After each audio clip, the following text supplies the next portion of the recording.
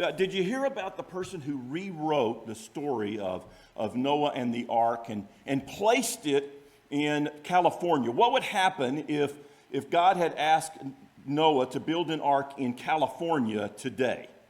All right, so here's his reimagination of this story. It says, "And the Lord spoke to Noah and said, 'In 6 months I am going to make it rain until the whole earth is covered with water and all the evil people are destroyed. But I want to save a few good people, 2 of every kind of living thing on the planet. So I am ordering you to build me an ark.' In a flash of lightning, he delivered the specifications of the ark. 'Okay, Noah.' 'Okay,' said Noah, trembling in fear and fumbling with the blueprints. 6 months and it starts to rain,' thundered the Lord. 'You'd better have an ark completed or learn how to swim.'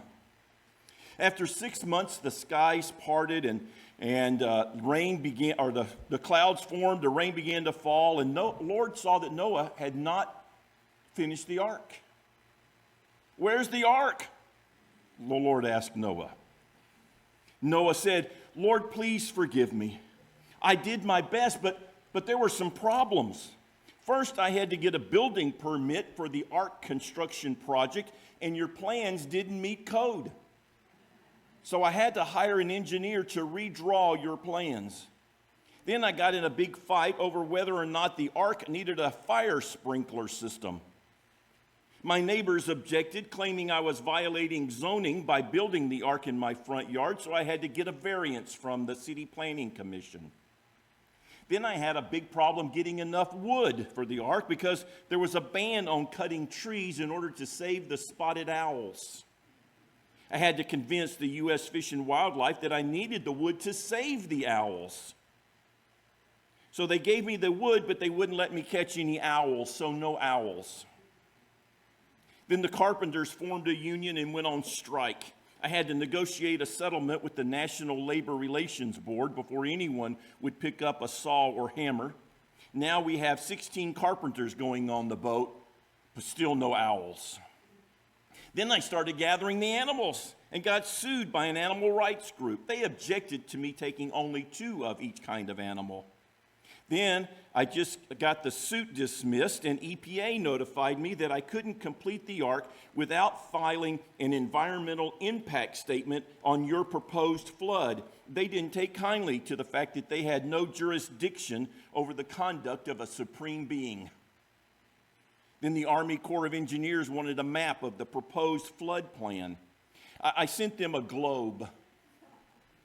Right now, I'm still trying to resolve the complaint from the Employment Opportunity Commission over how many Croatians I'm supposed to hire. The IRS has seized all my assets, claiming I'm trying to avoid paying taxes by leaving the country. And I just got a notice from the state about owing some kind of use tax. I don't really think I can finish your ark for at least another 5 years. Then the sky began to clear. The sun came out, and a rainbow arched across the sky. Noah looked up and smiled and said, "You mean you're not going to destroy the earth?" "No," thundered the Lord. "The government beat me to it." Now, this account is just tongue-in-cheek. But you know that Noah had to have faced some difficulties as he was building the ark. I have to wonder, what would it have taken for me to just turn my back on that project? Right? How many setbacks, how many roadblocks, how much persecution would we face and then say, okay, no, that's enough? But Noah continued. For almost 100 years, he continued building this ark, faithfully obeying the Lord. This morning we come to Genesis chapter 8. Before we start, I want to remind us of what has been happening. You know, when the world became so evil that God decided to destroy it, Noah alone found favor in God's sight. And so God told Noah to build an ark for he and his family and the animals that he would bring to Noah. And after finishing the ark, God instructed Noah to get on board with his wife, his sons' wives, and all the animals that had come to him. And then God closed the door to the ark, and the rain began. The flood came. And Genesis 7 ends with this description. Genesis 7, verse 21. Every living thing that moved on land perished. Birds, livestock, wild animals, all the creatures that swarm over the earth, and all mankind. Everything on dry land that had the breath of life in its nostrils died. Every living thing on the face of the earth was wiped out. People and animals and the creatures that move along the ground, and the birds were wiped from the earth. Only Noah was left, and those with him in the ark. The waters flooded the earth for 150 days. We're told that every living thing on earth passed away. I mentioned a few weeks ago that a conservative estimate of the population was around 200 million and could have been up to 1 billion. Of course, that doesn't count how many people would have been killed in wars or murder. So we don't know what the population was, but it was a large population. Everyone died. Every creature that had the breath of life in it died. And they died because of the sins of people. The only ones that survived were those in the ark. Which is why the ark is sometimes pictured as that representing Jesus. Because the only way to salvation is through Jesus, through our faith in Jesus. So we begin with chapter 8, verse 1. But God remembered Noah and all the wild animals and the livestock that were with him in the ark. And he sent a wind over the earth, and the waters receded. Now that seems kind of strange, does it not? God remembered. I mean, what does that mean? Does that mean that God forgot? That God forgot about Noah? That he got busy with something else and forgot about the ark? I don't think that's what it means. But I mean, think about it. You set a timer. You're baking some cookies, right? And you set a timer because you don't want them to burn. And so you put them in to remind you in case you get busy doing something else. And then you put in a new pan of cookies and you forget to set the timer. And then what happens? Hopefully you don't let them burn. But that's not what was going on here. God wasn't remembering as if he had forgotten. And we know that's true because we know that God never forgets. God does know.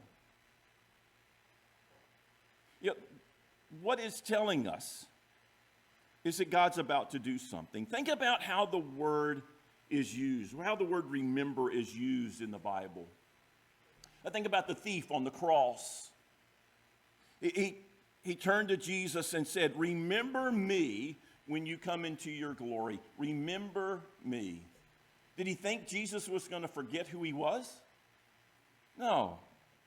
Or when Jesus told the disciples in the upper room, "Do this in remembrance of me." Did he think the disciples were going to forget who he was? No. But they needed to keep this in the fronts of their minds to remember. Jesus isn't worried about us forgetting about him, and God never forgets about us. It's simply telling us that God is about to do something. And what he was about to do is to bring the waters back so that they would be land again.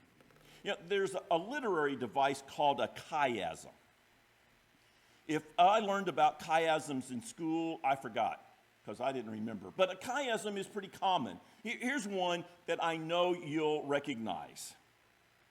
When the going gets tough, the tough get going. All right, A, B, B, A. So a chiasm is a reflection.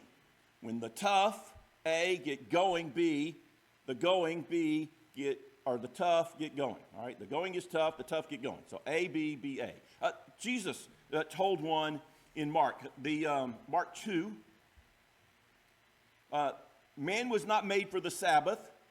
The Sabbath was made for man. All right? So you see, it's this reflection. And there's numerous chiasms throughout the Bible.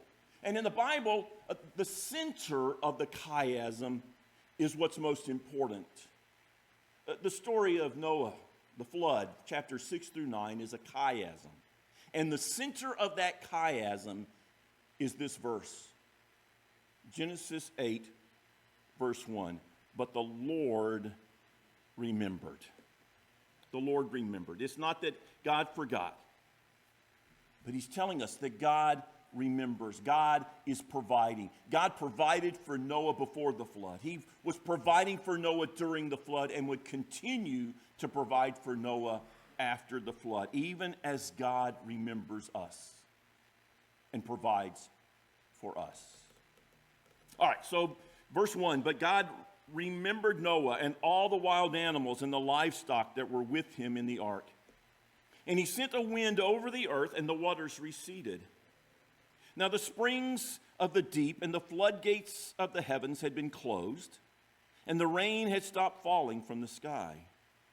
The water receded steadily from the earth, and at the end of 150 days, the water had gone down, and on the 17th day of the 7th month, the ark came to rest on the mountains of Ararat. The waters continued to recede until the 10th month, and on the first day of the 10th month, the tops of the mountains became visible.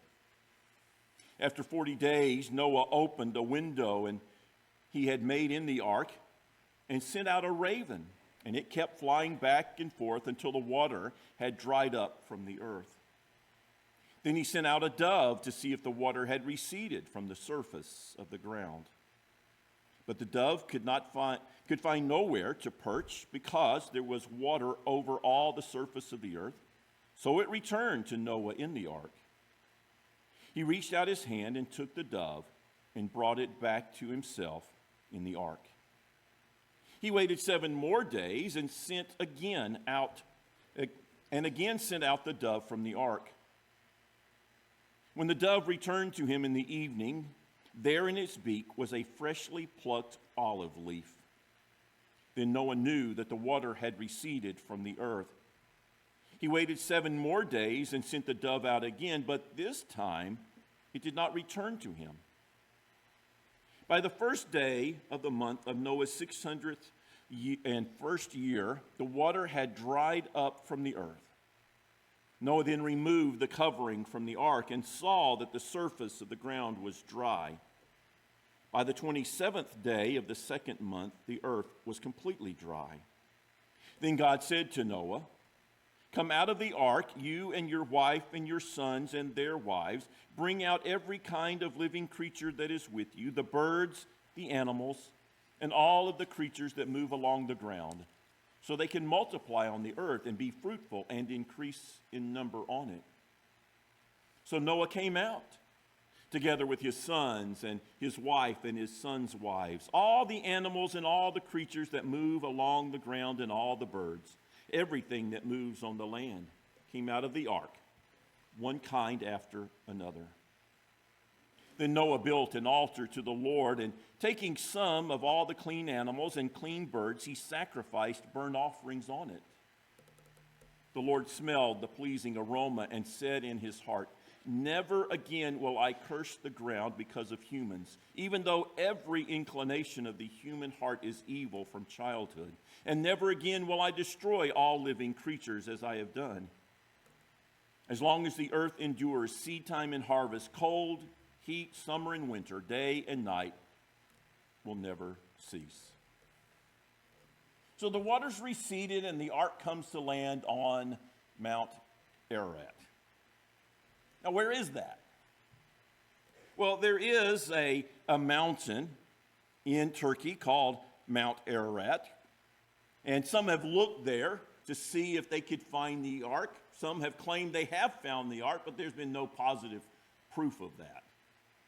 You know, the problem is that just because that mountain is called Ararat today doesn't mean it's the same mountain that Noah landed on. There could have been another mountain called Ararat in that day. And we've seen over the last year how mountains and bodies of water somehow change names. It happens. Right? And so this could have been a copy. Names could change. Somebody could have copied. Oh, I like that name. I'm going to name this one after that. It reminds me of home. But the ark finally lands. Many believe that Psalm 104 is a description of what happened to the water. Psalm 104, beginning with verse 6, says, "You covered it with watery depths as with a garment. The waters stood above the mountains. But at your rebuke the waters fled. At the sound of your thunder they took flight. They flowed over the mountains. They went down into the valleys to the place you assigned for them. You set a boundary they cannot cross. Never again will they cover the earth."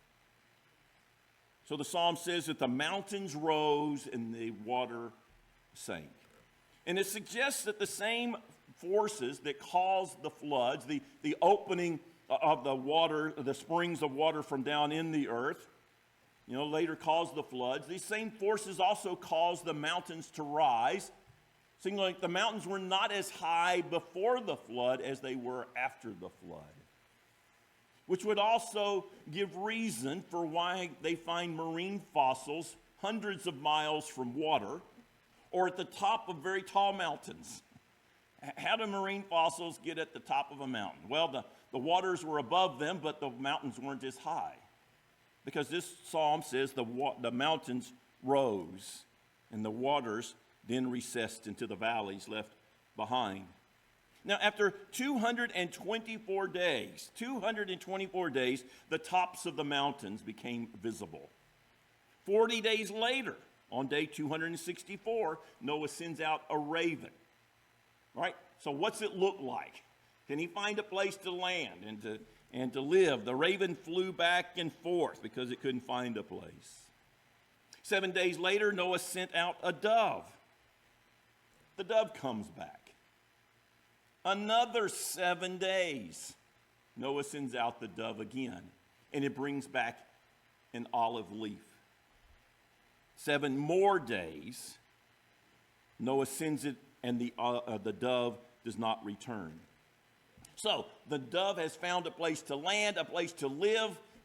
Everything's looking good, but it's still another 29 days before Noah removes the covering from the ark to see that the ground was dry. And it was then that the Lord told Noah that it was safe to come out and to let all the animals go.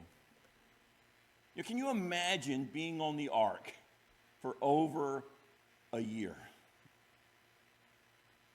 I'd been going stir crazy. The ark is as long as 1.5 football fields, right? 150 yards long, 3 levels. There's lots of space. But still, as soon as I knew there was land, I'd be itching to get out. But Noah and his family patiently wait. Wait until God says that it's okay to come out. And when Noah does come out, what is the first thing that he does?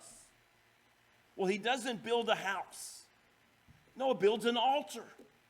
He builds an altar and he makes a sacrifice because he wants to honor God. Everything that we do should begin with honoring God, because it's God who provides for us, just as God provided for Noah. Now, God responds with a promise. Now, in the next chapter, we're going to see a covenant that God makes with Noah, the rainbow that God places in the sky. But in this passage, in this chapter, God makes a promise. God promises that there will never be an end to the seasons. God says that it will always be a harvest, a planting and a harvest, that the seasons will come. There will never be an end to day and night. Now, if it rained for 40 days and 40 nights, which is what the Bible tells us, it was probably hard to tell the difference between day and night. You've seen when we've had a heavy rain during the day and it doesn't look like day. It's a good time for a nap because it's so dark with the cloud cover. With the water on the earth for a year, there was no planting and no harvesting that year. You wonder what seasons might have looked like with that kind of flood. And yet God says from now on, until his final judgment comes, day and night, planting and harvest, and the seasons will never end. Now, we should note that God recognizes the continued evil in the heart of his people. The flood didn't wipe out all evil. In fact, God says there is still evil from childhood. Sometimes sin is explained away, especially in children. If this child only had a better home life, if this child only had better education, they wouldn't have turned out this way. Maybe they wouldn't have been as evil, but God says there is evil in our hearts from even childhood. You don't have to teach a child to tell a lie. You don't have to teach a child to be selfish. Somehow they learn that all on their own, even from childhood. And yet God makes this promise. As we read this chapter, it's easy to miss all the symbolism that's going on. The story of Noah's flood is often compared to the creation story. All people come from Adam and Eve. But it can also be said that we all come from Noah and his wife as well. That God brought the animals to Adam to be named, and God brought the animals to Noah in order to be rescued. We know that Adam had more sons, but the Bible lists 3 sons of Adam: Cain, Abel, and Seth, and we're given 3 names for Noah's sons: Ham, Japheth, and Shem. In Genesis 1, God separates the land from the water. In the flood, the water comes back over the land and then recedes from the land. This all seems to be preparing for us a second creation. The flood undoes what God did in the first creation, and God starts over. There's an uncreation and then a recreation. Now, it's also easy to remember or to overlook the day that Noah stepped out of the ark. Noah stepped out of the boat on the 17th day of the 7th month. So that lands on Nisan 17, not Nissan, the car, but Nisan, which is the Hebrew name for one of the months of the year. Nisan 17. Now, why is that important? Well, it's important because there are several events that occurred on that day of the year. The Israelites crossed the Red Sea on Nisan 17. It was on Nisan 17 that Joshua led the Israelites into the promised land, and they ate the first fruits of the land. The deliverance of the Jews in the book of Esther took place on Nisan 17. And the greatest event of them all, the resurrection of Jesus, took place on Nisan 17. It's an important date, is it not? Do you think that was just a coincidence? It just happened. All these events happening on the same day of the year. No. There's no way that it was a coincidence. And so what this tells us is that in each of these events, when it looked like evil might win, that God was actually in charge. God was there, directing the people, directing the events. It gives us confidence that we can trust in God. In the middle of the storms of life, the difficulties that we face, that God is in control. That God is in control. He's directing the affairs, that He is with us. We can trust that he is with us, that he has not forgotten us. And God remembered Noah, just as he remembers each one of us. He knows us by name, and he loves us and gave his son to die for us, that we might be forgiven, that we might one day live with him eternally. This morning we're going to sing our invitation song, and if you have never made that decision to give your life to Jesus, we invite you to come. God knows your days from beginning to end, and he loves every one of them. He loves you enough to give his son. Won't you please come as we stand and as we sing?